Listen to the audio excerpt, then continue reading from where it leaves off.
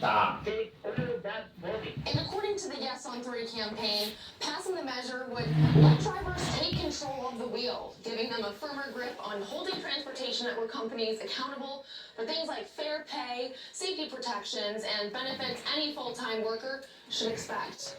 They desperately need it. They are underpaid. They have safety issues. They have disconnection, being disconnected. Often have these issues with not being able to contact someone when their app's been shut off, etc. This group really needs a voice in the workplace. So what impact would you see if you vote to allow rideshare drivers to unionize?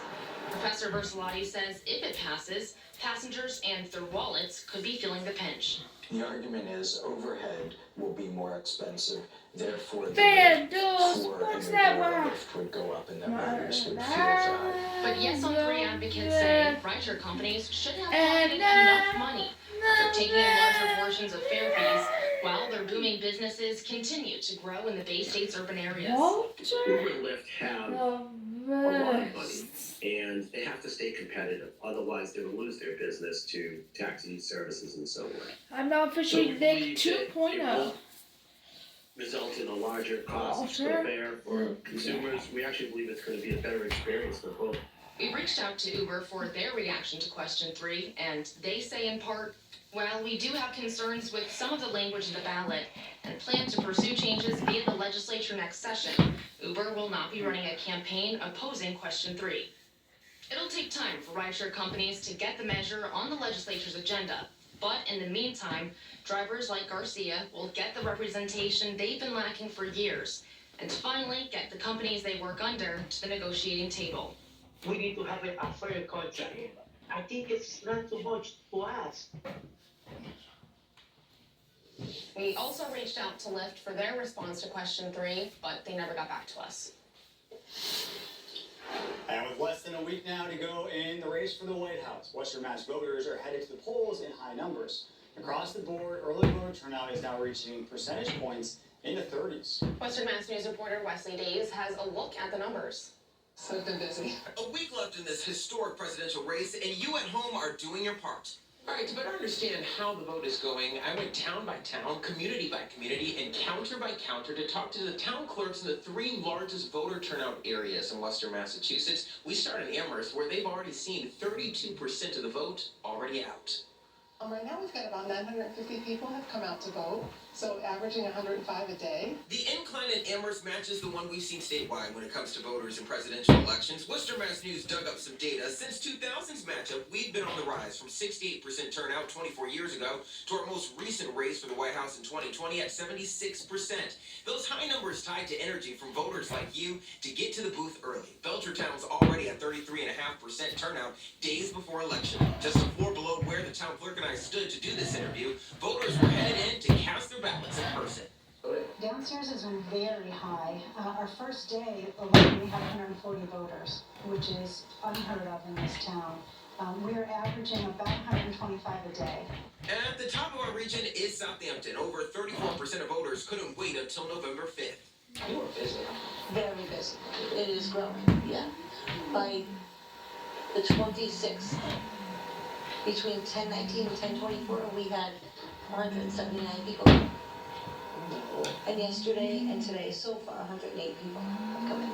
Between those 2 days. Between yesterday and today. Reporting for Western Mass News, I'm Wesley Days. After the break, take to Facebook and be the first to guess the towns correctly for a shout out on air. We're playing Hometown Scramble next. But before that, as we head into the break, let's take a look at your drive times, actually the roads this morning. Taking a look at the Northampton area, looks like traffic is moving a tiny bit slow. Eastbound on Route 9, nothing to be concerned about this morning, so you can just plan for your normal commute times, because 91 is looking good in both directions as well. That was your traffic report. We'll be right back. Yeah.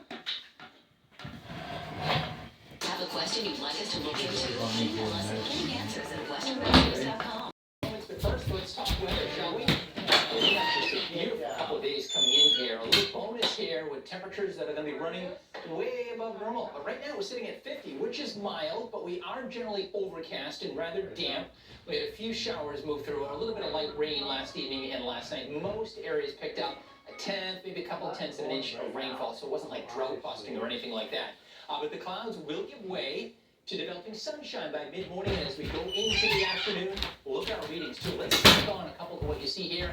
That's going to put us into the mid-70s in the valley, closer to 70, upper 60s across the hills and higher terrain. We'll do that with a mixture of sun and clouds with a bit of a breeze, and not all that chilly tonight, especially for this time of year. Overnight lows will fall into the middle and upper 40s to around 50 degrees to get our day started tomorrow. And your Halloween still looks really warm. And of course, we did pick up some rainfall. But again, it was just a couple of tenths of an inch of rain, and we are abnormally dry or a moderate drought. New drought monitor comes out tomorrow. I would imagine, if anything, this is actually just going to expand. And because we're drying out quickly this afternoon, there'll be a bit of a breeze. We are under an elevated brush fire risk again this afternoon. We are past peak color-wise across western Mass. You're looking for peak color right along the shoreline in the eastern Mass, Cape Cod, and the islands, and coastal Connecticut, Rhode Island this upcoming weekend. You know, the last 2-3 days, we've either been near normal or a little bit below in terms of our temperatures. And of course, we had that steel gray sky yesterday, so rather cool.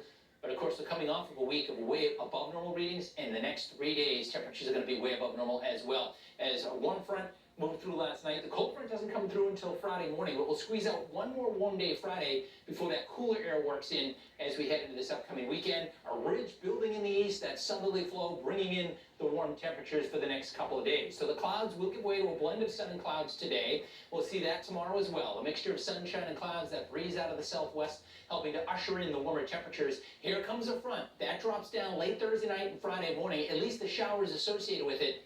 But that too doesn't look like a ton of rainfall. And then eventually we cool back, but the cool air might be delayed, so that doesn't really come in here until this upcoming weekend, which means we squeeze in another warm day for Friday, November 1st. So for today, 70 to 75, we'll call it partly cloudy. Overnight tonight, temps, middle and upper 40s and lower 50s, so rather mild. And then for your Halloween, 75 to about 80 degrees tomorrow. Maybe even a couple of towns doing a little better than that. Just a beautiful day tomorrow. It'll be rather breezy as well. Here comes the front. That's going to come through Friday morning with maybe a shower or two. There might be a rumble of thunder. That's far more the exception than the rule. Even a muggy feel to start your day Friday, and mild too.